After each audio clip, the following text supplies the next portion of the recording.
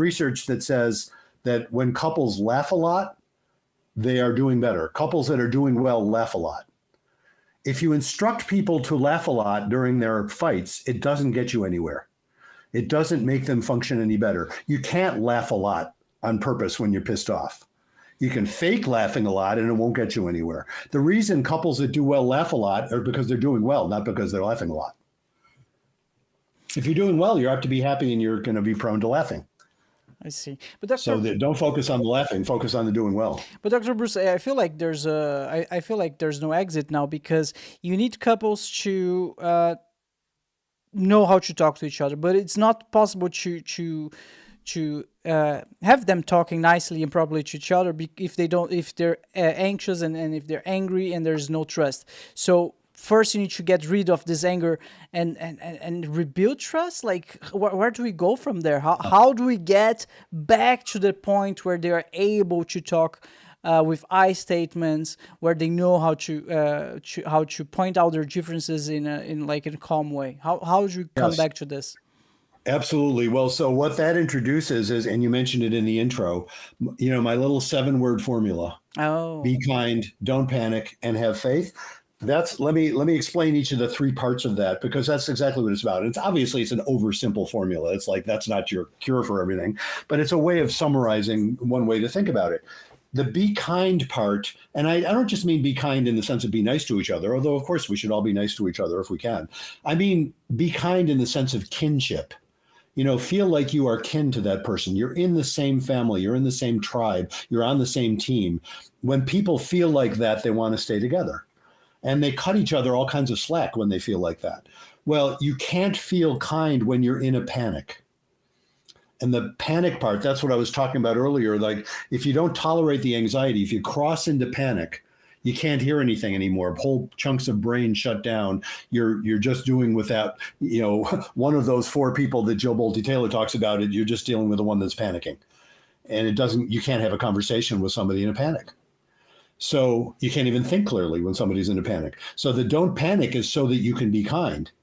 And the part we're getting to now, exactly what you said, it's like, well, great. Where does that leave us? If I'm saying that, all the rules in the world won't do any good if you're panicking, obviously you have to not panic. So, my original formula was just 5 words. It was just be kind and don't panic. But people would then say, quite as much as you did, it's in effect, you're saying, well, great. How do you not panic? Where does that leave us? Just saying don't panic doesn't help. So that's how I added the last bit, and have faith. What do I mean by faith? Faith, the way I'm defining faith, when you have faith, that is what helps you not panic. So what do I mean by faith? First of all, what do I not mean by faith? I'm not talking necessarily about religious faith. I'm not talking about belief in God as Western religions define God or whatever. I'm not saying you can't have that. I'm just saying I'm defining faith much more broadly than that. The way I define faith is when you accept that reality, for all of its pain and difficulty and confusion and everything else, that it's nevertheless right to be what it is. There's a rightness about how everything works, even when it sucks, even when we've been hurt by it. Underlying all of that, underlying that experience of hurt, there's something that seemed to need to go on, even when we can't understand that. That's what I mean by faith. And, I'll throw in my most recent book, which is, I love to talk about too, Betrayal and Forgiveness. Betrayal is a great example of that. It's like, oh my God, somebody betrays you, which is say you are badly, badly hurt by someone you trusted. That's an awful experience. Lots of the folks I work with are dealing with that experience, that betrayal in couples. I mean, it's close to half probably of the couples that I work with are dealing with some kind of infidelity. It's really, really common. That's a betrayal, for most people. If their deal with each other was monogamy, that's a betrayal. And there's lots of other kinds of betrayal that happen as well. That's really, really difficult. How do you recover from that? Well, among other things, you have to find some, the couples that come in with some sense that, okay, this happened. It's horrible that it happened. The person that was cheated on is angry and hurt and questioning their own sanity because they didn't figure it out before, and all that sort of stuff's going on. The person that did the cheating, usually by the time they get to therapy, is feeling guilty and hurt and feeling like they're just a piece of shit. And how do you get past that?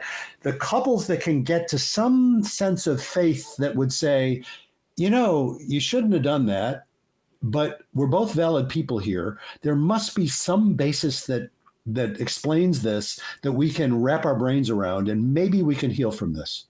And sometimes healing involves splitting up, and sometimes healing involves learning and staying together and having a better relationship than they had before. But that's what I mean by faith. The couples that have that sense of, wow, the one thing we know is that we can't go back to how it was before. The couples that come in saying, where the cheater is saying, oh my God, I'll never do it again, I'm just terrible, and the other person saying, you're damn right, and that's it, and we should go back to how it was, that they're not exemplifying faith. They're not accepting the reality of what happened. They're just trying to deny that it happened. Never works. So faith is, that one word, faith is kind of the answer to your question. All right, how do we get out of this? It's like I'm saying, it's almost like I'm saying you have to already be doing well to do well. And I'm saying, no, the difference is faith. It's like, okay, we're not doing well. I think it's possible that we can do well, although damned if I know how. But I'm going to start with this sense that this whole living business is somehow possible. Even being in a couple is somehow possible. Maybe not us, but maybe us. Start from there and you got a shot. And that's the antidote to panic. It's like, okay, I'm not going to panic about this. I'm just going to have to accept it and figure out what to do. I don't know if that answers your question, but that's one answer. It does. It's beautiful. And so the antidote to panicking is like having faith. Yeah. Yeah, beautiful. Yeah. I once heard that trust is like glass. Once you break it, you cannot never like put it back together perfectly. It's like it's gone, or a piece of paper that you like. You have a perfect piece of paper, just destroy it, and then you try to make it like perfect and seamless again. Like you just can't. It's just not one of those things that do not go back. But if I think a little bit from what you told me, like it seems that it's up to the couple to decide if it's something that it can go back or not. Yeah, very much. Yeah. And you're pointing out something that's really big for folks. You can't go back to thinking it could never happen. You certainly can't go back to thinking it didn't happen. And sometimes people are in denial about that. When somebody's been betrayed in any sort of way, and cheating is a great example of that. When somebody's been betrayed, there's this part of us, and I think it's a survival mechanism. There's part of us that wants to go back and make it not have happened. It's like it's a part of our brains that doesn't understand time.